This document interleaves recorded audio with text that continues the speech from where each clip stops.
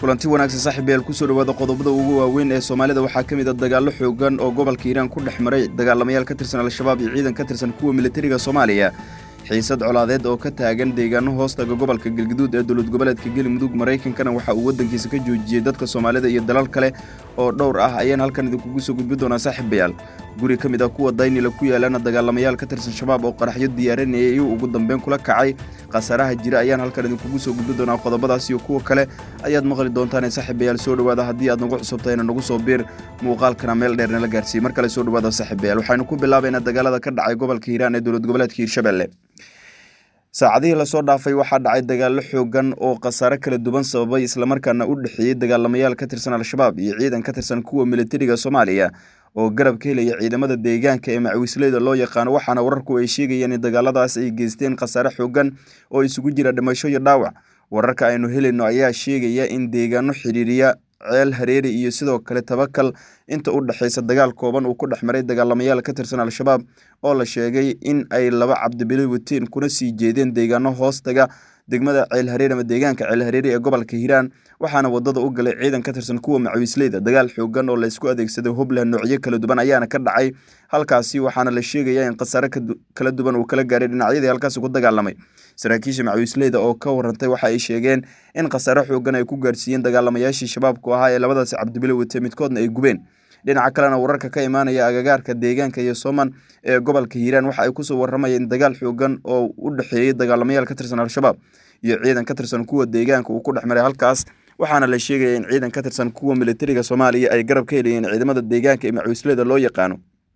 dagaal la isku adeegsaday hubla noocyo kala duwan ayaana halkaasi ka dhacay ilaa iyo haddana qasare rasmi ah lama sheegi karo maadaama dagaalka dhacay ilaa iyo hadda dadka deegaanku ay sheegayaan inuu aad u xooganaa lana ogaan karin xogtiisa rasmiga ah maadaama ciidanka dowladda iyo kuwa deegaanka oo isgarabsanaya weli ay ku sugan yihiin goobaha dagaaladu ay ka dhaceen dagaalamayaasha al-shabaab ayaana gurmad xoogan waxaa la sheegay inay noohooyin kusoo daabulayeen marsiinayeen labada gobol ee Hiiraan iyo Shabeellaha dhexe xuduudda u dhaxaysa walow markii dambe oo ay ciidamadu deegaanka ka warheeleen la sheegay in ciidan ay u soo direen halka ay gurmadkaasi ka soo baxaan waxaana tan maanta dhacday ee deegaanka tabakal iyo ceel hareeri inta u dhaxaysa ka dhacday dagaalamayaashaas ayaana la sheegay inay gurmad ahaayeen kuna sii jeedeen duleedka deegaanka ceel hareeri oo dagaal xoogan uu ku dhexmaray dagaalamayaasha al-shabaab iyo ciidanka deegaanka waxaana la sheegayaa in dagaalkaasi qasare kala duwan uu geystay laakiin ilaa iyo hadda aanan si rasmi ah loo ogaan karin qasaraha jira dhinaca kalena deegaan lagu magacaabo Jabsiile oo maalmahanba ay ka taagneed xiisad colaadeed oo u dhaxaysa beelo walaalo ah oo ku abtirsada degmada ama degmooyinka Caabudwaaq iyo Xiraale ayaa la soo warinayaa in israasayn kooban ay ku dhexmartay saaka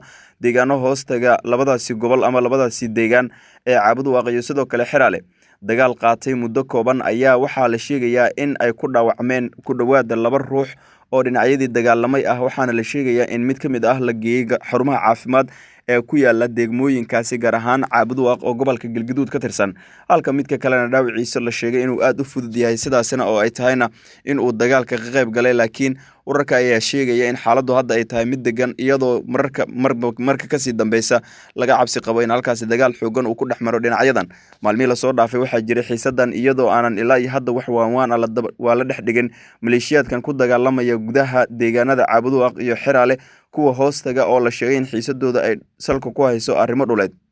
Puntland waxaa la sheegayaa in iyagana ciidamadoodu ay dhibaatooyin xoogan u geysteen kooxda Daacish oo buuraleyda Calmiskaad weli ka dagaalamaysa wararka halkaas ka imaanayana waxa ay sheegayaan in saaka dagaal xoogan uu ku dhexmaray halkaas labada dhinac ee Puntland ciidamadeeda difaac gaar ahaan kuwa daraawiishta ee howlgalka ku jira gaar ahaanna howlgalka loogu magac daray Hilaac ee doonaya in buuraleyda guud ahaanba ay ka sifeeyaan kooxda argagixisada ah ee Daacish waxaana wararka halkaasi ka imaanaya ay sheegayaan in xaaladdu ay tahay mid degan inkastoo mararka qaarkiis la maqlayo rasaas goosgoos ah oo dhinacyadu ay isweydaarsanayaan magaalada Muqdisho ee caasimada dalkana subaxnimadii hore ee saaka ku dhawaad 6 hoobiye ayaa lagu garaacay xandaabka garoonka diyaaradaha ee Aadan Cabdulle Cusmaan Aadan Cadde iyo halka sida weyn ay u degan yihiin safiirada beesha caalamka ee xalana loo yaqaan waxaana la sheegayaa in madaaficiyadu ay qaarkood ku dhaceen banaanka xaafadaha kala duwan ee ku teedsan xandaabka xalane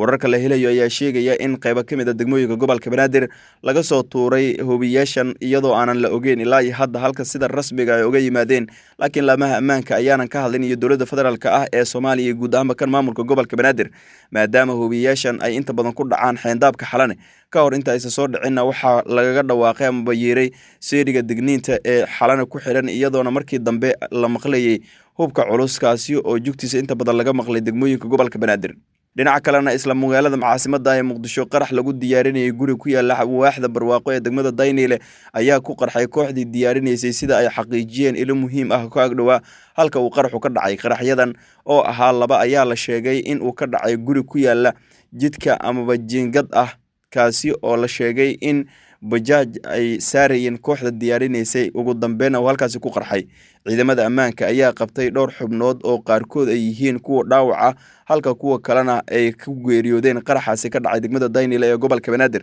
inta badan degmooyinka gobolka Banaadir ayaa waxa ay ka dhacaan dhacdooyinka noocan oo kala ah, maadaama inta badan magaalada caasimadda ee Muqdisho ay ciidamada ammaanka kula dagaalameen kooxihii sida gaarka dilalka qorsheysan u fulinayay. walow mararka qaarkood ay dhacaan, haddana waxa ay dagaalamayaasha shabaabku bilaabeen in guryaha qaar ee caasimadda ku yaala ay ku diyaariyaan qaraxyadan, waxaana la ogeyn khasaaraha rasmiga ah ee ka dhashay qaraxyadan, iyadoo sidoo kale cidda diyaarinaysay oo laamaha ammaanku ay sheegeen inay usoo qabteen dadka qaar oo ay xilligan baaritaano xoogan ku socdaan. madaxweynihii hore ee dowladii ka horeysay madaxweyne xasan sheekh maxamuud ayaa war qoraal oo dheer soo saaray, waxaana uu ku sheegay in gogasha uu fidiyey madaxweyne xasan sheekh maxamuud ay weli tahay mid uu shaki ku jiro, sidoo kalena xaaladda siyaasadeed ee xilligan dalka ay marayso aanan la jaan qaadi karin. qoraal uu soo saaray madaxweyne maxamed cabdulaahi maxamed farmaajo ayuu ku yiri sida aan marar badan ku tilmaannay, arrimaha heshiiska siyaasadeed u baahan ee taabanaya masiirka shacabka Soomaaliyeed iyo nidaamka dowladnimada dalka waa mas'uuliyad wadareed ay tahay in la tala wadaago,